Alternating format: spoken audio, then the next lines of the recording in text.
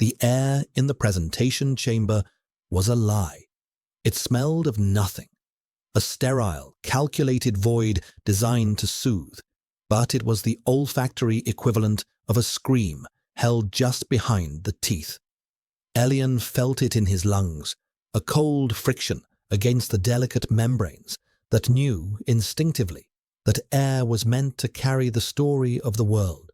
Rain on dust, sun on stone, the living musk of others. Here, there was only the clean, sharp scent of ozone from the recyclers and the faint metallic tang of fear from the other Omegas lined up beside him. They stood on polished white plinths, dressed in identical white tunics, specimens under the cold, clinical gaze of the evaluators and the visiting Alpha delegation. Elian kept his eyes fixed on the silver line where the floor met the far wall, a horizon of absolute order. Do not look up. Do not meet their eyes. Do not exist beyond the space your body occupies. The rules were a catechism learned in the soft tissue of his brain, a survival instinct honed over years in the Institute. He was a ward of the system, a foundling with no pack, no history, only a designation and a file number. An Omega, a fragile, volatile piece of biology to be managed, medicated, and eventually assigned. The suppressants dripped a cool, steady rhythm into his veins from the subdermal implant in his wrist, a chemical leash that flattened his scent into a palatable, generic neutrality. He was supposed to smell of clean linen and faint chamomile, harmless, biddable, forgettable. It was a mercy, they said. It prevented complications. It prevented the chaos he was now witnessing. It began with a flicker behind his eyes, a spike of heat that had nothing to do with the climate-controlled room, a dizzying, nauseating lurch in his gut. The implant in his wrist, usually a cool, dormant presence, sent a sharp, stinging pulse up his arm, like a wasp sting, a malfunction, a critical, catastrophic failure. For a terrifying second, the world dissolved into a wash of static, the hum of the air recyclers crescendoing into a roar. And then the lie of the air shattered. His own scent, his true scent, untethered, raw, and violently potent after years of chemical imprisonment, erupted from him. It was not chamomile. It was not linen. It was the smell of a storm breaking over dry earth, the electric charge in the air before a lightning strike, the mineral scent of wet slate, and under it all, a deep, wild note of winter frost and crushed evergreen. It was a scent that spoke of unclaimed territory, of things untamed and profound. It was a scent that should not exist in a place like this. The reaction was instantaneous. A collective, guttural sound tore through the chamber. The visiting alphas, moments before a tableau of bored, controlled power, were transformed, their placid, handsome faces contorted, pupils blown wide, nostrils flaring. Their own scents flooded the room in a choking, aggressive wave. Burnt sugar, hot metal, musk, and territorial rage.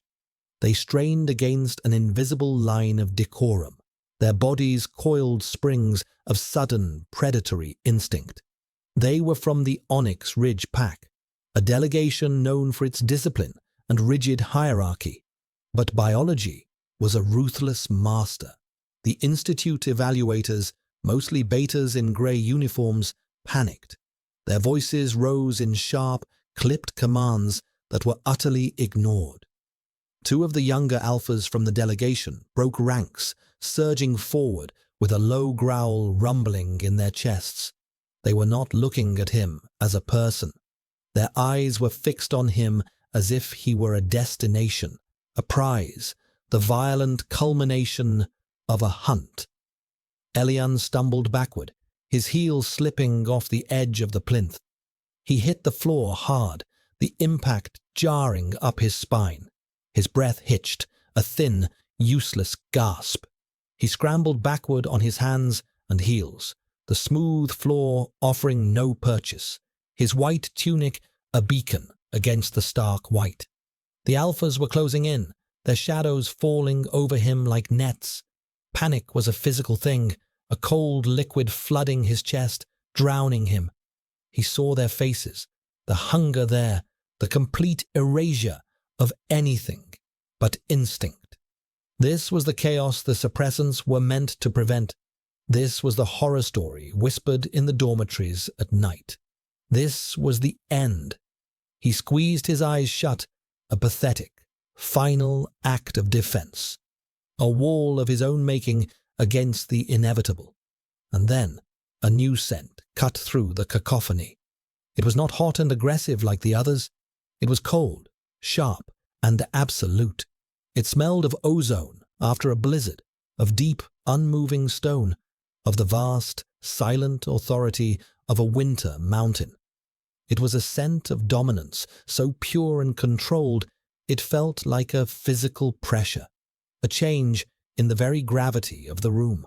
A low voice, devoid of heat but resonating with chilling power, spoke a single word. Enough.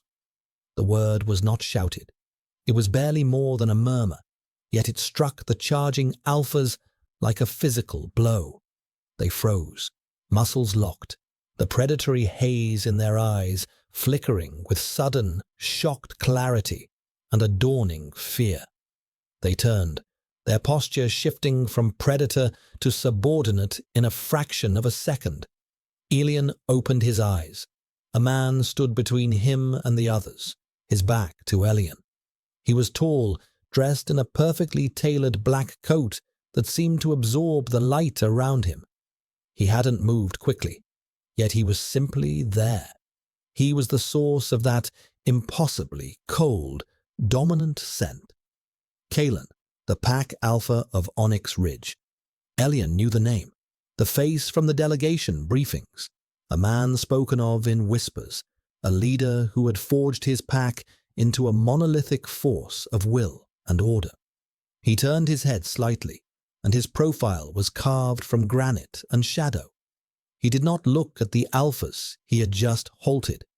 He didn't need to. His authority was a palpable, suffocating force. Then, slowly, he turned his entire body around. His eyes, the color of dark, polished silver, found Elian on the floor. They were not hot with instinct like the others. They were cool, analytical, and impossibly intense.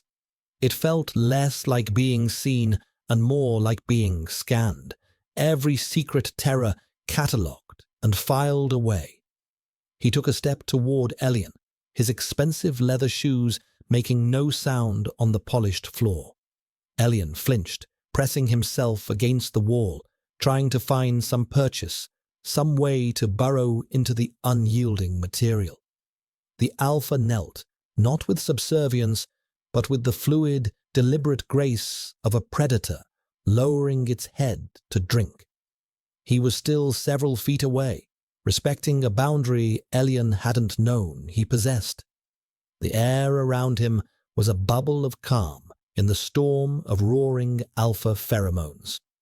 "The malfunction was in your implant," Kalen said, his voice a low baritone that vibrated in Elian's bones. It was not a question. It was a statement of fact. His gaze flickered to Elian's wrist, where a thin trickle of blood now ran from the ruptured device. He looked back at Elian's face, his expression unreadable, a mask of cold control. "Your scent, it is unsanctioned."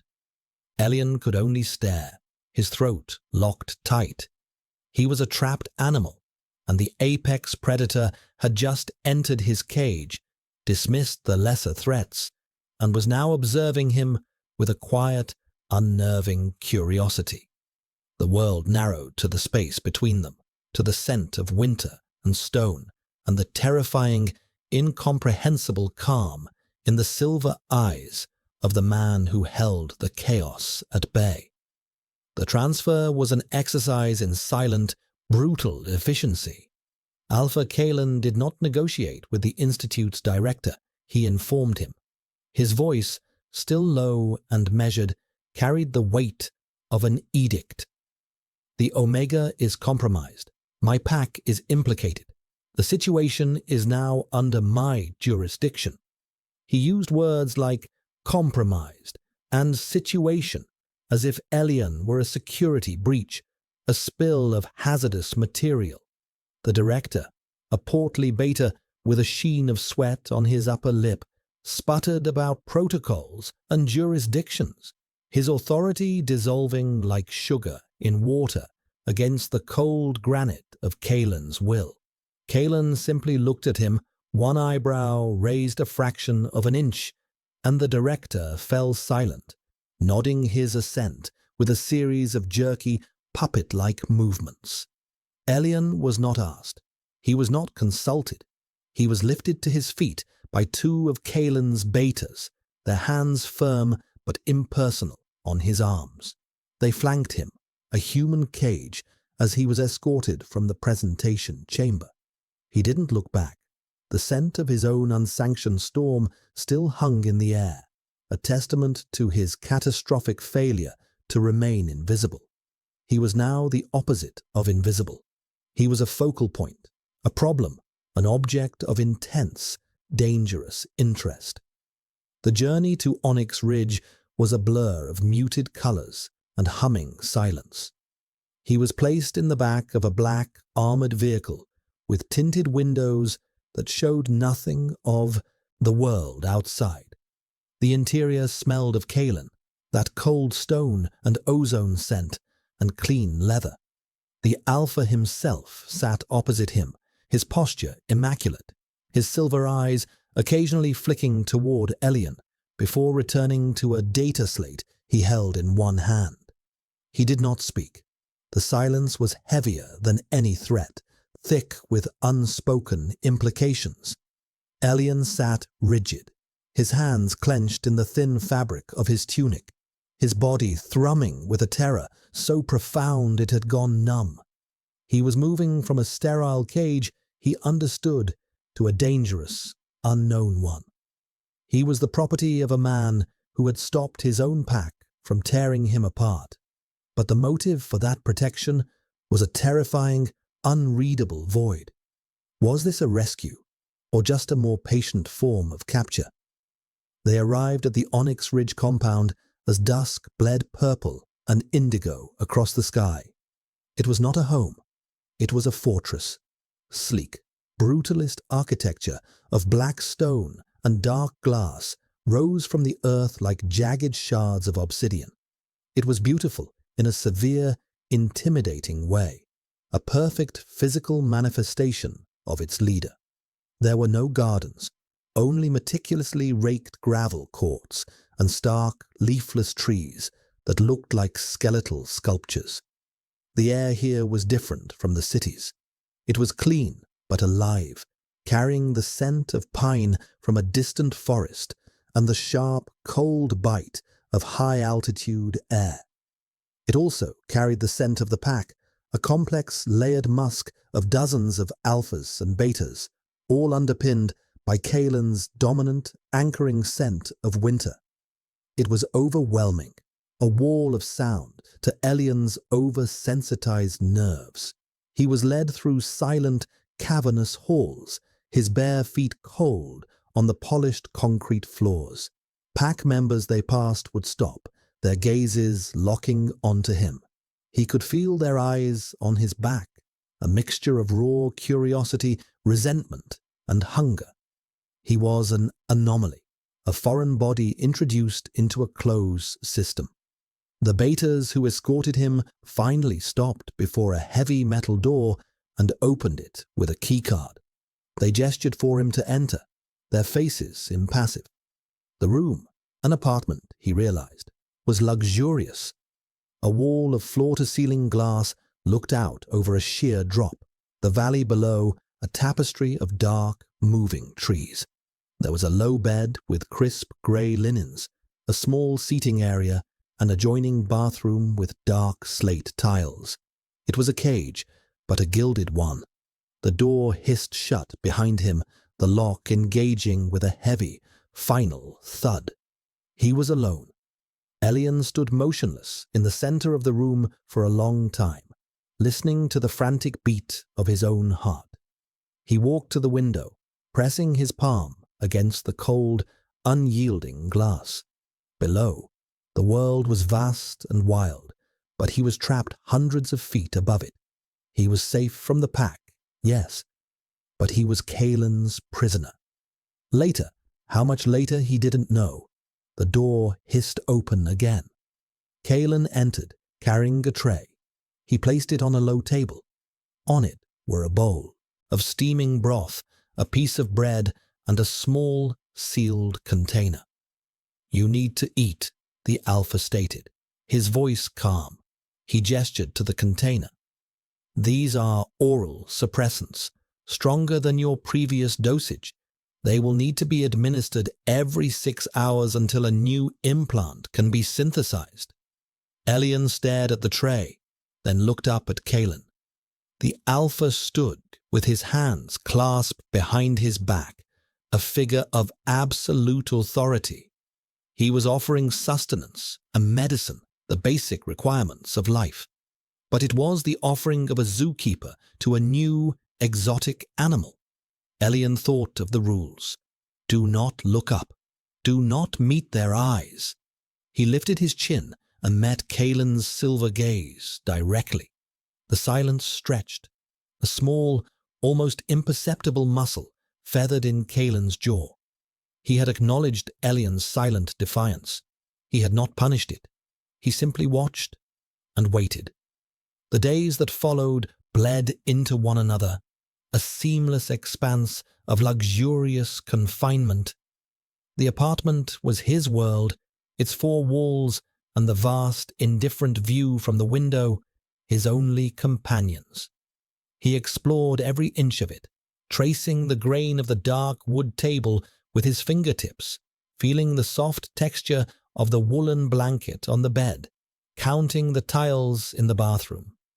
It was an existence defined by sensory details, a desperate attempt to ground himself in a reality that felt thin and precarious.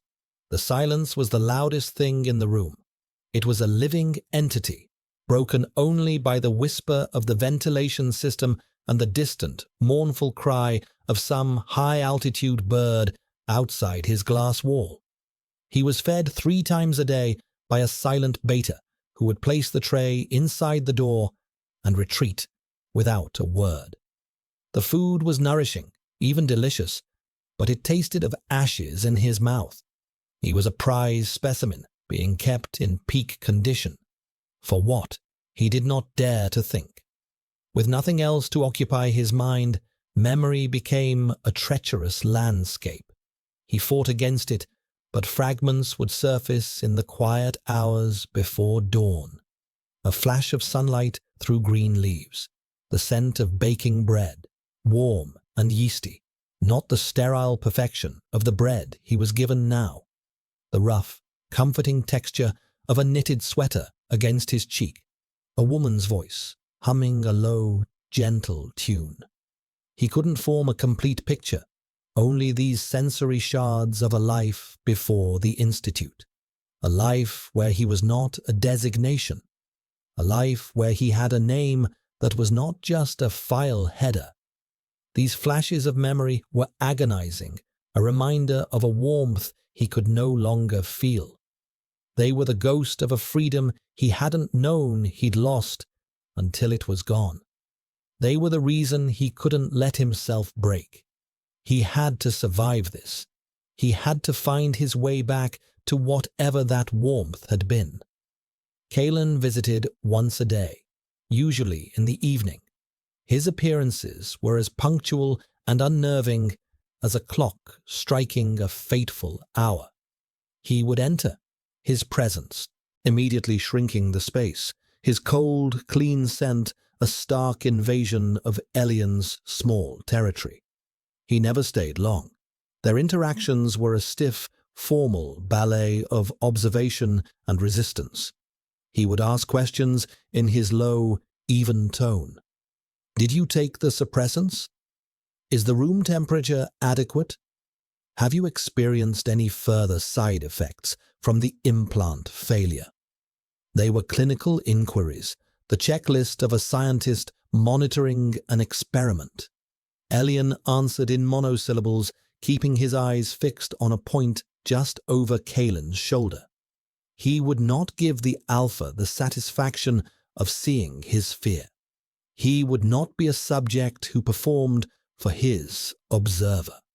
One evening, Kalen brought a book. He placed it on the table beside Elian's untouched dinner tray. It was a heavy, leather-bound volume of poetry, an absurd gesture. I thought you might appreciate a distraction, Kalen said, his voice holding that same unnerving calm. Elian looked at the book, then back at Kalen. The question burned on his tongue, a hot, bitter thing. Why? Why the comfortable prison? Why the pretense of care? Why save him only to lock him away? He said nothing. Silence was his only weapon, his only shield. He would not engage.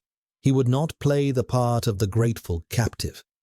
Kalen watched him for a long moment, his silver eyes seeming to catalogue the tense set of Elian's shoulders, the defiant tilt of his chin. You are safe here, Elian, he said, using his name for the first time. The sound of it in the alpha's mouth was a shock, a violation. It made him feel seen in a way that was more terrifying than being observed as a specimen. Safe, Elian repeated, the word a dry rasp in his throat. He finally looked Kalen directly in the eye, and for the first time he let the alpha see the cold, simmering anger beneath the fear. You call this safety? Kalen's expression did not change, but something shifted in the air between them. The pressure of his dominance lessened, replaced by something else, something Elian couldn't name. It felt like consideration. There are things you are safer from in here than you are out there, he said, his gaze flickering toward the door, toward the unseen pack beyond it. For now, this is the only safety I can offer you. He turned and left without another word, the door hissing shut, leaving Elian alone with the book of poetry and the chilling implication that the gilded cage was not the real threat. The real threat was Kalen's own pack. The first crack in the sterile peace of his confinement came not as a whisper, but as a roar. It was late, the valley below a void of impenetrable black. Elian was curled on the bed, feigning sleep, when he heard the shouting outside his door. It was a slurred, aggressive voice, thick with the hot, acrid scent of a furious alpha. He's in there, that little Omega anomaly. The alpha keeps him like a pet, a porcelain doll, while the rest of us walk on eggshells. Another voice, a beta's, was sharp and commanding, but lacked the sheer weight of the first. Vorlag, stand down. The pack alpha's orders were absolute. Elian's blood ran cold. Vorlag. He remembered the name from the whispers of the betas who brought his food. A volatile, ambitious alpha, second only to Kalen in strength but lacking any of his control. His orders? Vorlag laughed, a harsh, ugly sound. He's compromised. That thing's scent has gotten into his head. He's weak. It's time someone reminded this pack what real strength looks like. There was a sickening thud, a grunt of pain, and then the sound of a body hitting the floor. The beta guards. A frantic, desperate fumbling at the keycard reader on his door followed. Elian scrambled off the bed, his heart hammering against his ribs like a trapped bird. He backed away from the door, pressing himself into the far corner of the room, behind a heavy armchair. It was happening again. The chaos, the hunt. The door beeped, a rapid series of failed attempts, then a heavy, splintering crack as the alpha began to throw his full weight against it. The metal frame groaned in protest. Elian squeezed his eyes shut, his breath coming in ragged, silent sobs. The scent of the enraged alpha, like burnt wiring and hot blood, was seeping under the door, a toxic promise of violence. It triggered a primal, instinctual terror that bypassed thought. He was prey. He was cornered. The door shuddered again, the lock mechanism screaming, "Please, please, no." Just as a final deafening crash signaled the lock giving way, the scent of winter and stone slammed into the hallway like a physical wall. The sounds of the assault stopped instantly. A dead, ringing silence fell, so absolute it was more terrifying than the noise it replaced. Through the crack in the ruined doorframe, Elian heard Kaelin's voice, and it was a sound he had never heard before. It was not his usual calm, measured tone. It was a low, guttural growl, the sound of a glacier cracking, a promise of absolute annihilation. "You dare," Vorlag stammered, his previous drunken bravado vanishing.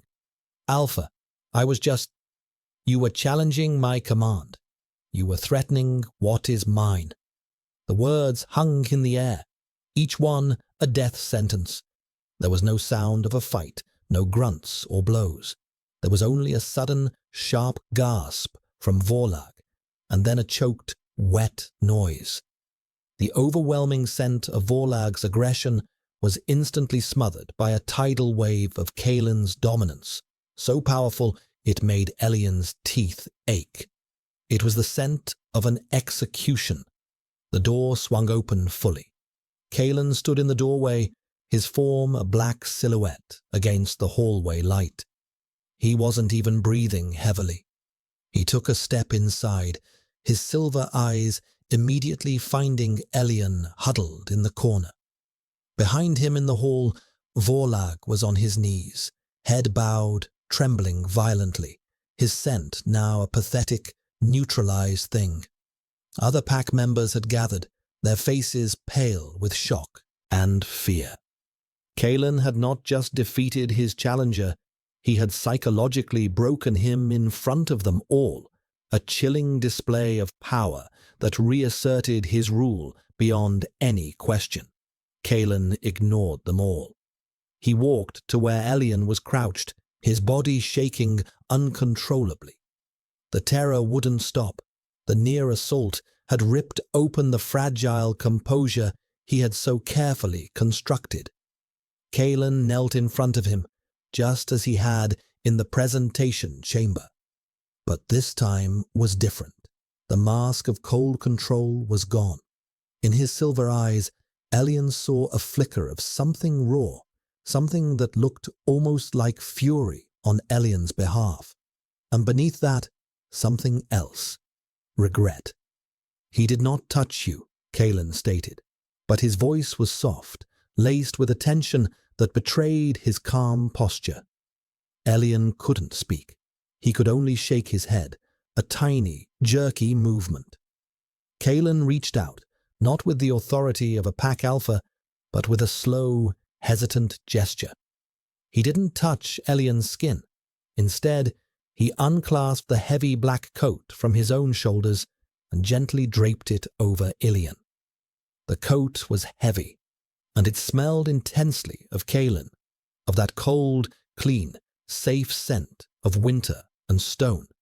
It enveloped Elian, a shield against the lingering stench of Vorlag's aggression, a tangible barrier against the world.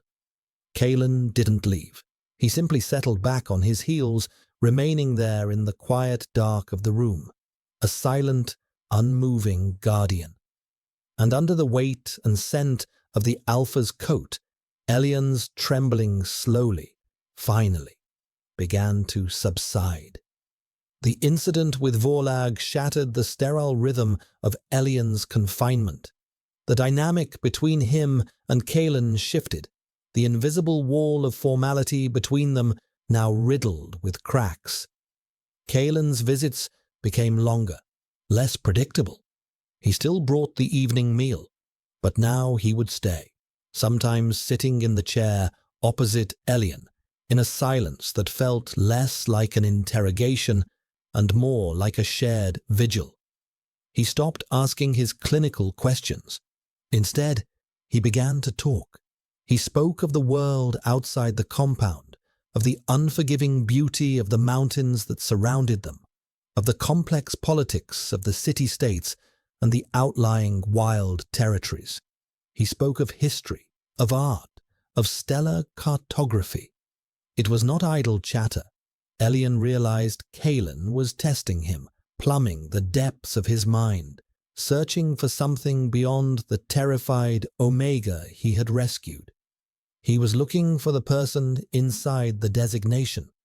Emboldened by Kalen's unwavering protection during the attack and by the strange tenderness of its aftermath, Elian found his own voice. He began to answer, at first with short, cautious phrases, then with full sentences. He spoke of the books he'd read at the Institute, the limited knowledge of the world he'd been permitted. He found a sharp, critical intelligence within himself that had lain dormant for years. He could debate, he could question, he could disagree. He was not just a specimen, he was a mind.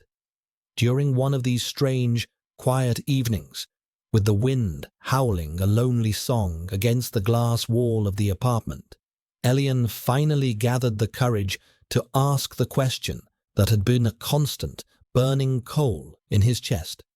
Why? Kalen looked up from the data slate he was ostensibly reading, his silver eyes focused and serious. Why what, Elian? Why me? The words came out in a rush, quiet but intense. Why did you stop them? Why bring me here? Why protect me from your own pack? What am I to you? An asset? An experiment? A replacement? The last word went unspoken, but it hung in the air between them. Kalen was silent for a long time, his gaze distant, as if looking through the walls of the apartment and into the past. The mask of the impassive Pack Alpha fell away completely, revealing a profound, deep-seated melancholy that startled Elian. When he finally spoke, his voice was low, stripped of its usual authority, and filled with a raw, aching grief. I had a brother, he began, the words sounding rusty, unused. A younger brother, an Omega. His name was Lyran. Elian held his breath. Kalen had never spoken of himself, of his past. This was a door opening into a place he kept locked away from the world. He was like you in some ways, Kalen continued, his eyes fixed on some point in the middle distance. Bright, curious, but he was fragile. The world frightened him. Our parents believed in the system, in its promise of order and safety. They sent him to an institute, much like yours. They said it would protect him, give him structure. A bitter, almost imperceptible smile touched Kalen's lips. The suppressants they gave him were flawless. They muted his scent, his instincts, everything that made him what he was. They hollowed him out in the name of safety. They told him his own nature was a defect to be corrected. He paused, taking a slow, controlled breath. When his first heat came, the suppressants failed. Not spectacularly like yours. They simply faltered. It was enough. He was in a common area. The alphas there were not from a disciplined pack. They were unbonded, territorial. They saw him as a prize, a sudden opportunity. The Institute staff, they failed to control the situation. Kalen's hands clenched into fists on his knees, the only outward sign of the fury simmering beneath his calm demeanor. They didn't kill him, not directly, but they broke something inside him, his spirit. After that, He was just a shell. He refused to eat. He wouldn't speak. He just faded. He died 3 months later. The official report listed systemic biological decline, a neat clinical term for a broken heart. He finally looked at Elian, and his silver eyes were bleak, haunted. When your implant failed, and I smelled your scent, that wild, defiant, unbroken scent, I didn't see an anomaly. I saw everything my brother was meant to be. I saw the resilience he was never allowed to have. This is not an experiment, Elian. It is an atonement. I am not protecting you from my pack. I am protecting you from a system that I, in my ambition and my own quest for order, have helped to uphold. I failed my brother. I will not fail you. The confession laid Kalen bare. He was not a god of cold logic and control. He was a man shackled by grief, his every action a desperate attempt to rewrite the past. For Elian, the world tilted on its axis. The gilded cage was not a prison. It was a sanctuary built from guilt and love, and the man who held the key was just as trapped as he was. A wave of empathy, so powerful it almost buckled his knees, washed over him. He was not afraid of Kalen anymore. The revelation of Kalen's past acted as a solvent, dissolving the last vestiges of fear that separated them. A fragile, tentative trust began to grow in its place. But as the emotional distance between them shrank, the world outside their sanctuary began to press in. Kalen's singular focus on Elian had not gone unnoticed. It was a crack in the monolithic facade of the Onyx Ridge pack, and their rivals were beginning to test its integrity. His second-in-command, a sharp, pragmatic beta named Lyra, came to him one evening after his visit to Elian. She stood before his desk in his stark, minimalist office, her arms crossed, her expression one of deep concern. "Alpha," she began, her tone respectful but firm. "The other packs are talking. They say your attention is divided. The Obsidian Fang pack has been encroaching on our southern territory patrols. They sense a lack of focus. They sense weakness." Kalen looked up from his console, his face grim. "Let them talk. Let them encroach.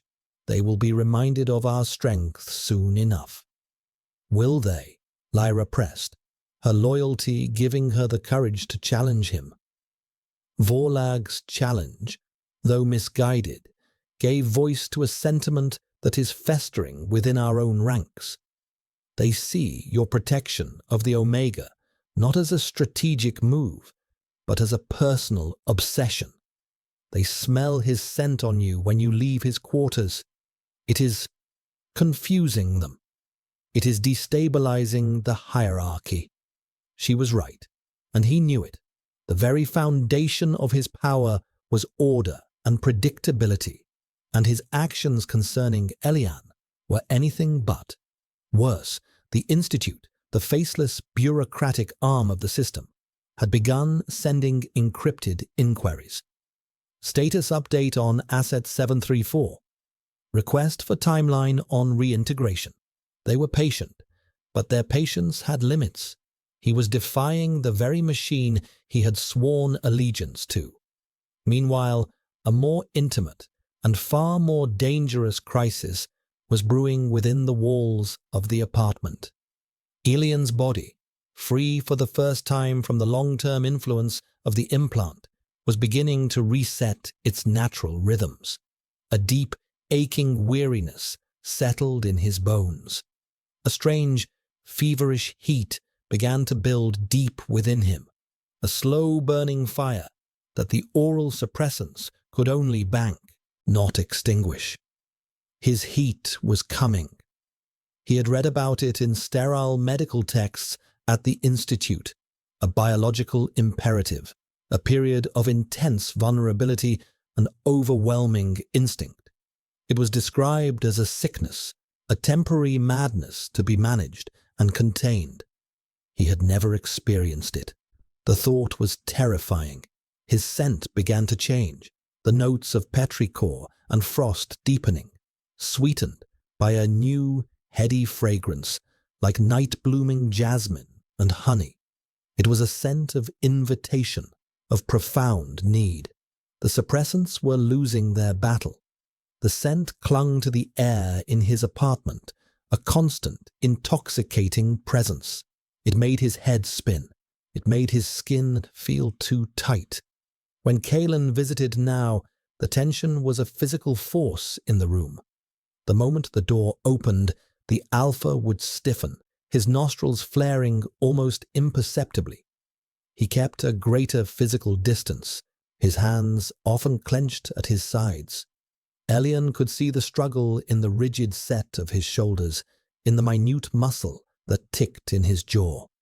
The cool, controlled leader was fighting a war against his own biology. The air was thick with Elian's scent, a direct appeal to the most primal part of the alpha, and Kalen was holding himself back by a sheer, monumental act of will. One evening, the pressure became unbearable.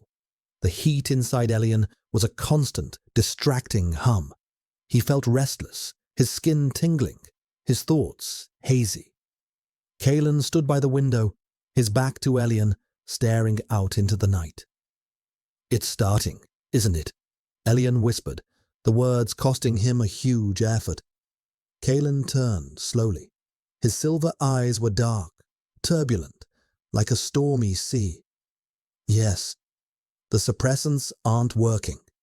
"No," Kalen admitted, his voice strained. "Your system has been too regulated for too long. The rebound is stronger than anticipated." He took a half step forward, then stopped himself. "I can have the med team give you a sedative. It would see you through the worst of it. You would sleep. You would feel nothing." Elian looked at him, at this powerful man so obviously struggling to maintain his iron control for Elian's sake. He saw the war in Kalen's eyes, the instinct to claim, to possess, to answer the biological call, warring with his promise, with his grief for Lyran. In that moment, Elian felt a strange surge of power. He was not just a victim of his own biology. He was the cause of this magnificent, powerful alpha's unraveling. He shook his head. "No," he said, his voice surprisingly steady. "No sedatives. I don't want to be hollowed out again." He took a tentative step toward Kalen. "I am afraid," he admitted, his voice trembling slightly. "But I don't want to be afraid of you." Kalen closed his eyes for a brief second, a flicker of profound pain and desire crossing his features. "Elian," he breathed, his voice a raw plea. "You have no idea what you are asking of me." But Elian did know. He was asking for trust. He was asking Kalen to be stronger than his instincts. He was asking to be seen not as a temptation to be conquered, but as a person to be protected, even from the man himself. The storm did not creep in. It broke. It was as if a dam within Elian's body, strained for years, finally shattered. The low, humming heat erupted into a raging fever, a wildfire that consumed all thought, all reason. His apartment, once a sanctuary, became the epicenter of a biological cataclysm. His scent, no longer just a sweet, heady perfume, poured from him in overwhelming waves. It was a scent that screamed need, surrender, and invitation, a pheromonal siren song of such potency that it saturated the very walls and bled through the ventilation system into the compound beyond. The oral suppressants were as effective as throwing pebbles against a tidal wave. Down in the common areas of the Onyx Ridge Fortress, chaos erupted. The alphas of the pack, even the most disciplined, were hit by the scent like a physical blow. Their control, honed by years of Kalen's rigid training, frayed and then snapped. Fights broke out over nothing. The air grew thick with the acrid stench of aggression and raw, undirected lust. Betas scrambled to maintain order, but they were shouting into a hurricane of pure instinct. Elian was only vaguely aware of the turmoil. His world had shrunk to the sensations of his own body. His skin was on fire, his limbs ached, and a deep, coiling emptiness in his gut was a physical pain. He was curled on the bed, tangled in the grey sheets, his mind a fever dream of fragmented images and overwhelming instinct. He needed an alpha. He needed his alpha. He needed Kalen. The scent of winter and stone was the only thing he could imagine that would soothe the fire, fill the aching void. Vorlag, exiled from the command structure, but not yet from the compound, saw his opportunity. He had been nursing his humiliation, letting it curdle into a venomous, patient hatred. The chaos was his cover. Kalen's control was broken, his pack in disarray, his attention fixed on the source of the problem. Vorlag gathered the few alphas who were still loyal to him, those who resented Kalen's obsession and saw the Omega as a corrupting influence. "He cannot lead us," Vorlag snarled, his eyes wild with a mixture of ambition and the scent-driven madness. "He has sacrificed the pack for a single Omega. He is weak, unfit. We take back control now. We eliminate the problem at its source." They moved through the compound like a wrecking crew, their objective clear: the Alpha's private wing and the Omega within it. Lyra and the loyalist Betas formed a desperate line of defense at the entrance to the main corridor, but they were outnumbered and outmatched in sheer brute force. The sound of fighting echoed up the halls, the sickening crunch of bone, the roar of enraged alphas, the sharp, clinical hum of discharged energy weapons. Kalen was in his office, trying to coordinate a containment strategy when the security alarms for his personal wing blared. His blood ran cold. Lyra's voice came over his private comm, strained and breathless. "Alpha, it's Vorlag. He's broken through. He's going for the Omega." In that instant, every calculation, every strategy, every shred of his identity as a cool, logical pack alpha evaporated. There was no pack alpha. There was only an alpha whose mate was in danger. He didn't issue orders. He didn't call for reinforcements. He simply moved. He burst from his office, no longer the composed leader, but a primal force of fury. The alphas who stood between him and the corridor to Elian's apartment were not his packmates. They were obstacles. He met them not with the cold, psychological dominance he had used on Vorlag before, but with a swift, brutal, and devastating violence. He moved through them like a reaper through wheat. He was wounded in the fray, a deep gash on his arm from a vibro knife, a searing pain across his ribs where a blow had landed. He barely felt it. All that existed was the path forward, the driving, singular need to get to Elian. He reached the ruined door to the apartment, a scene of carnage behind him, his black coat spattered with blood, some of it his, some of it not. The air was thick with the scent of violence and, pouring from the room, the impossibly sweet, agonizing scent of Elian's heat. Kalen burst through the doorway, his chest heaving, the scent of his own blood mingling with the storm of Elian's pheromones. The room was dim, the emergency lighting casting long, dancing shadows. He saw Elian on the bed, a trembling shape in the tangle of sheets, his eyes wide with fever and fear. The sounds of the battle raging outside were a distant, muffled roar, the world beyond this room ceasing to matter. Elian flinched at Kalen's sudden appearance, a small, wounded sound escaping his lips. He saw the blood on Kalen's coat, the raw fury on his face, and his fevered mind registered only threat. He tried to scramble away, to the far side of the bed, his instincts screaming at him to flee from the violence, from the scent of blood. Alien. Kalen's voice was a raw, ragged thing, stripped of all artifice. He took a step into the room, and a wave of dizziness from blood loss made him stagger, his hand going to the wall for support. The gash on his arm was bleeding freely now, a dark stain spreading down his sleeve. He was no longer the unassailable fortress of a man Elian had known. He was bleeding. He was wounded. For him. Seeing Kalen's weakness, his vulnerability, cut through the fog of Elian's heat-driven panic like a flash of lightning. The instinct to flee was suddenly, miraculously, replaced by a different one, something deeper and more profound, an instinct to protect, to soothe, to care. He stopped trying to get away. Slowly, hesitantly, he pushed himself up. The fire in his veins was still there. The aching need was still a chasm inside him, but it was now focused, directed.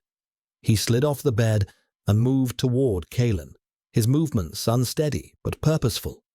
Kalen watched him approach, his expression a mixture of shock, pain, and overwhelming, desperate need.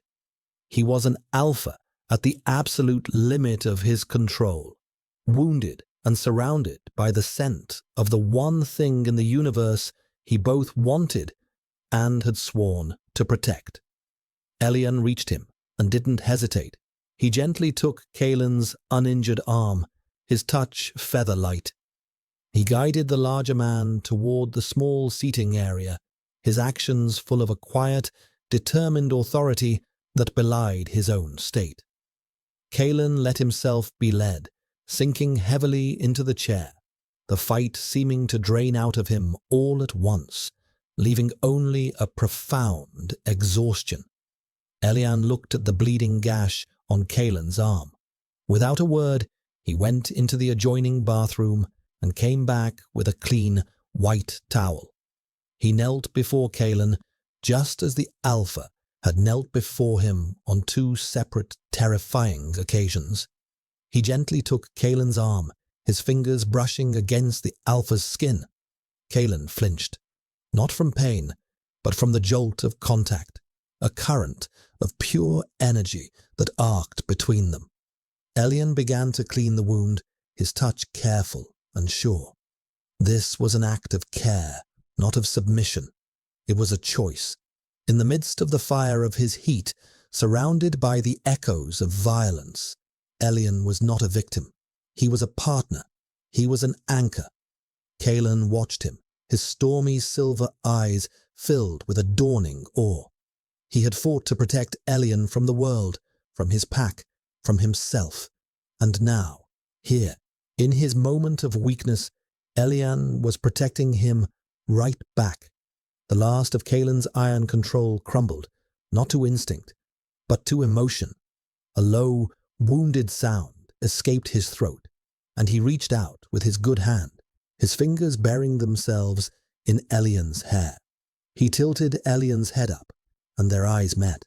The space between them was electric, charged with pain, need, and a fierce, desperate tenderness. Elian, Kalen breathed, his voice thick with unshed emotion. In response, Elian leaned forward, closing the small distance between them. He rested his forehead against Kalen's, a gesture of profound, mutual comfort. The world outside, with its chaos and its bloodshed, fell away completely. There was only the two of them, a wounded Alpha and a feverish Omega, finding sanctuary not in walls of metal and glass, but in each other. In that moment of shared vulnerability, instinct and choice finally met. Kalen lowered his head, his lips brushing against the pulse point on Elian's neck, just below his ear. It was not the violent, possessive bite of a claiming. It was a soft, reverent pressure, a seal, a promise. Elian arched into the touch, a sob of relief and release shaking his frame. The aching void inside him was filled not by dominance, but by a sense of belonging so absolute it was like coming home to a place he'd never known. The bond snapped into place between them, a luminous, unbreakable thread woven from violence, tenderness, and choice. And in the heart of the inferno, they were finally, truly safe. The dawn that broke over the Onyx Ridge compound was pale and quiet, the light filtering through the blood-streaked windows of the fortress. The silence was heavy, profound, broken only by the whisper of the wind through the shattered panes of glass and the distant, metallic clang of clean-up crews. The coup had failed. Lyra's loyalists, bolstered by Kaelin's brutal, decisive intervention, had routed Vorlag's rebels. Vorlag himself was dead, a final casualty of his own ambition. But the victory was a hollow one. The pack was broken, its illusion of perfect, monolithic order shattered into 1,000 pieces. Dozens were wounded, more were dead, and the trust that had been the bedrock of their strength was gone, replaced by suspicion and fear. In the quiet of the apartment, Elian woke first. The fever of his heat had broken, leaving behind a deep, bone-deep weariness and a strange, profound calm. The aching emptiness was gone, replaced by a warm, steady hum beneath his skin, the thrum of the new bond. It was a living thing, a connection that sang between his soul and Kaelin's. He was curled on his side, and Kaelin was asleep behind him, his body curved protectively around Elian's, his uninjured arm draped over his waist. The Alpha's breathing was deep and even, his face, in sleep, finally stripped of all its burdens, looking younger and strangely vulnerable. The heavy black coat he had once given Elian was now a makeshift blanket over them both. The air in the room no longer smelled of a singular, desperate heat. It was a new scent, a complex and harmonious blend of Elian's petrichor and frost with Kaelin's winterstone and ozone. It was the scent of them, of a pack of two. Elian carefully extricated himself from the Alpha's hold and slid out of bed. He found a medical kit in the bathroom and, moving with a newfound quiet confidence, he properly cleaned and dressed the gash on Kaelin's arm and the deep bruises on his ribs. He was no longer a trembling captive. The events of the night had forged something new in him. He had faced the worst of the chaos, had seen the man behind the Alpha, and had chosen to meet his vulnerability with strength, not fear. He had found his own agency in the heart of the storm. When Kaelin woke, it was to the sight of Elian sitting in the chair by the window, watching the pale sun rise. He was dressed in a simple grey shirt and pants from the closet, and he looked settled, rooted. He belonged here. Kaelin sat up, a groan escaping him as his bruised ribs protested. His eyes went to the clean, neat bandage on his arm. He looked at Elian, his silver eyes full of a quiet, wondering gratitude. "You," he started, his voice rough with sleep. "I'm all right," Elian said, his voice soft but clear. He wasn't just talking about the heat. He was talking about everything. He was no longer the broken thing Kaelin had sought to protect. He was whole. Kaelin rose and walked to him, his movements stiff. He didn't say anything. He simply knelt before Elian's chair, took his hand, and pressed his forehead against their joined fingers. A gesture of fealty, of reverence, an Alpha bowing to his Omega. Not in submission, but in recognition of an equal. Their silent communion was broken by the chime of the door. Lyra entered, her face etched with exhaustion. She stopped short, taking in the scene, the bonded scent in the air, the Alpha kneeling before the Omega. Her pragmatic face softened with a flicker of understanding and something like relief. "Alpha," she said, her voice low. "The compound is secure, but we have visitors from the capital." Kalen's head snapped up, his expression hardening once more into the familiar mask of the Pack Alpha, the system. Of course, they would not let such a flagrant disruption of order go unanswered. He rose to his feet, every inch the leader again, but when he looked at Elian, it was with a shared understanding. The fight wasn't over. It had just changed. He squeezed Elian's hand once, a silent promise, before turning to face the door. "Let them in, Lyra." Elian stood up and moved to Kalen's side. He did not stand behind him. He stood beside him. When the agents from the Ministry of Integration entered, they were met not with a compromised Alpha and his captive, but with a united front. The two agents were the physical embodiment of the system, a male Alpha and a female Beta, both dressed in immaculate, sterile grey uniforms that seemed to repel dust and emotion with equal efficiency. Their faces were impassive, their eyes holding a calm, bureaucratic certainty that was more chilling than any open hostility. They did not acknowledge the devastation in the hallway or the lingering scent of blood and battle. They stepped into the apartment, their gazes sweeping over the room before settling on Kalen and Elian. The Alpha agent, a man with cold, pale eyes, held a data slate.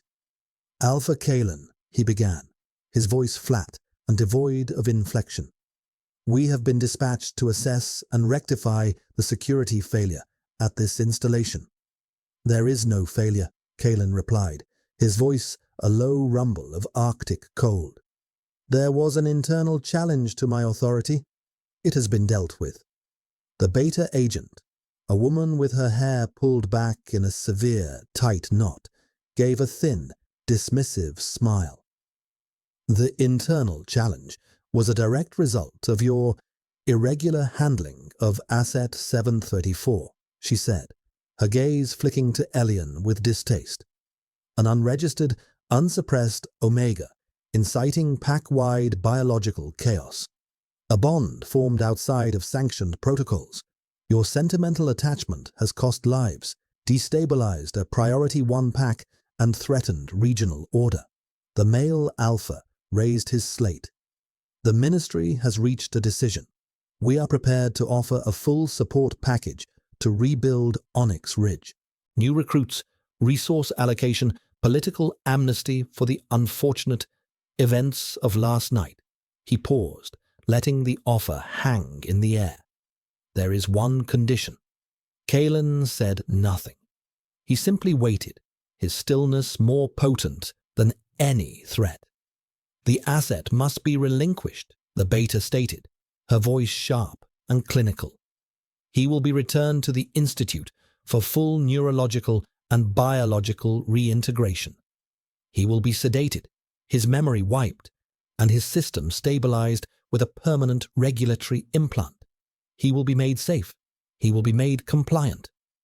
It was the fate of his brother, Lyran, a living death, hollowed out and broken in the name of order.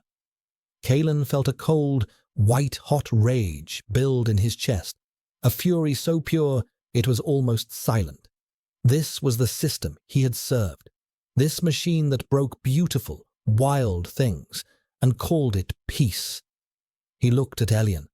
The Omega was not trembling. He was not looking at the floor.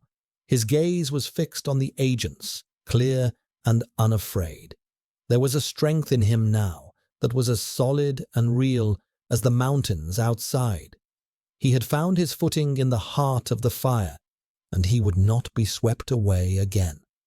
In that silent look, A universe of understanding passed between them. Their bond was not a weakness.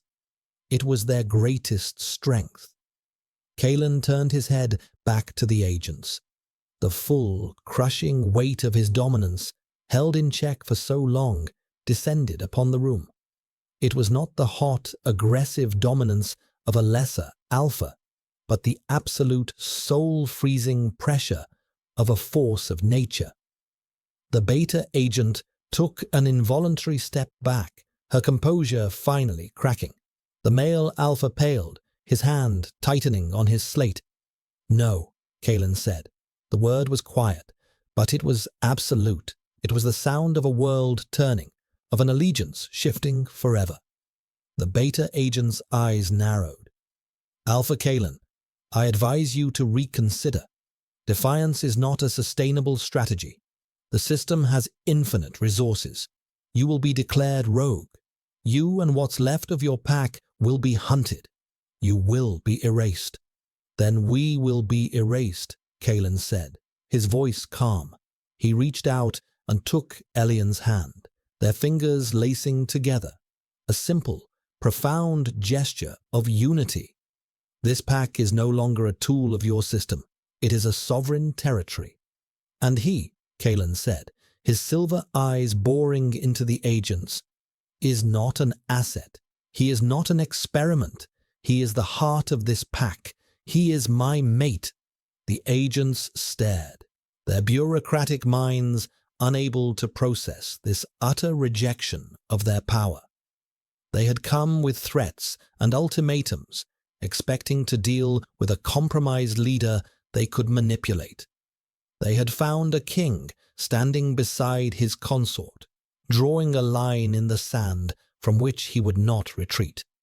After a long, tense moment, they turned and left, their silence a promise of the war to come.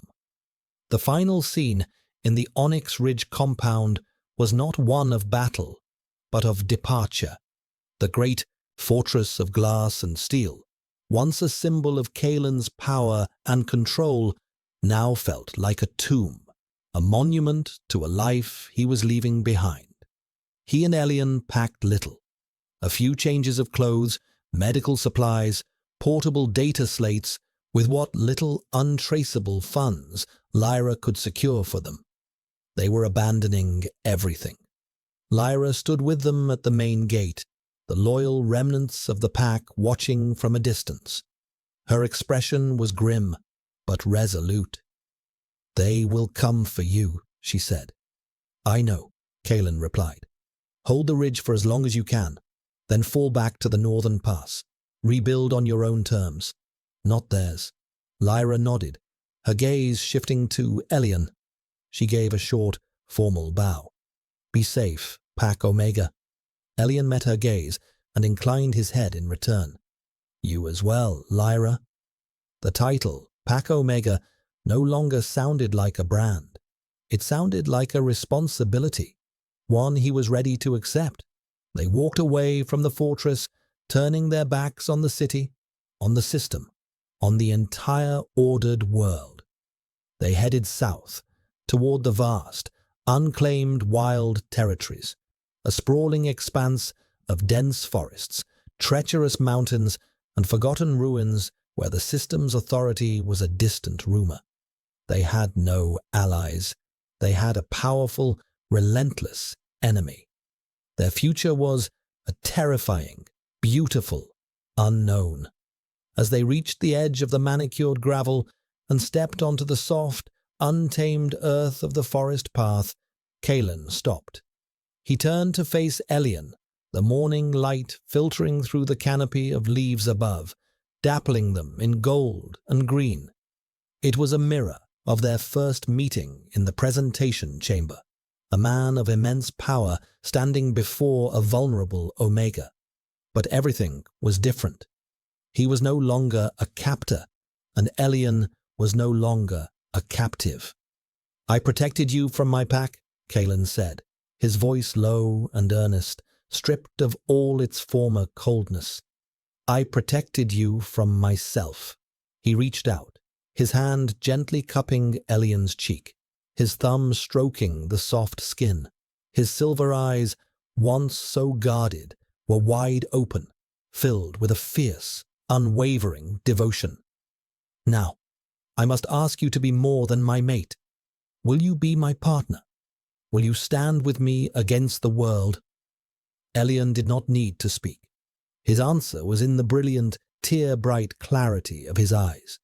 It was in the soft smile that touched his lips for the first time since Kaelan had known him. He leaned into the Alpha's touch, a gesture of absolute trust and belonging. Then he lifted his hand and covered Kaelan's, holding it to his face. He was not just accepting protection. He was offering his own strength in return. Together, they turned and walked down the path, their hands still joined, their shadows stretching long behind them. They were walking away from a world of sterile cages and into an uncertain wilderness, but for the first time in their lives, they were both finally free.